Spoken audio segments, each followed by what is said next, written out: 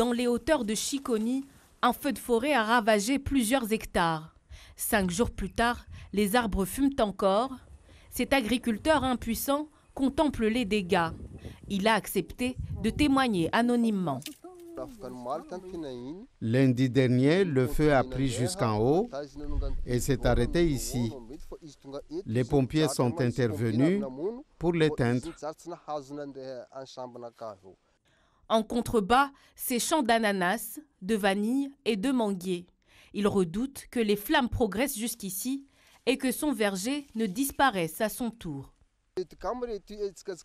Au moment où l'on parle, le feu a repris. Il n'y a même pas de soldats du feu aux alentours qui pourraient intervenir rapidement. À Sada, dans les hauteurs, un autre exploitant agricole est anéanti.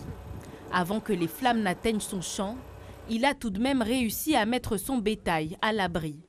Pour lui, c'est une véritable catastrophe environnementale. On a vécu Chilo, les plantes ont commencé à reprendre petit à petit. Faut pas oublier qu'avant ici en fait c'était des padzas. Avec les brûlures comme ça va revenir padza en fait. Donc nous qui exploitons ici, on va avoir du mal à avoir de quoi déjà nourrir les bétails. Et toutes les plantes qui vont être plantées ici, pareil, ils vont avoir du mal à repartir. À Ouangani, un autre feu de forêt s'est déclaré il y a 5 jours également.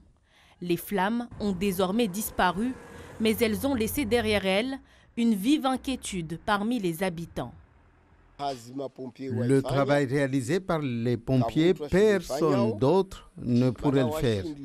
Parce qu'ils ont pu aller jusqu'à l'endroit où il y avait le feu. Ils l'ont empêché de se propager parce que si le feu avait pris d'ampleur, alors Ouangani serait parti. Quand on est dehors, on voit la fumée en fait, là, qui vient vers chez nous.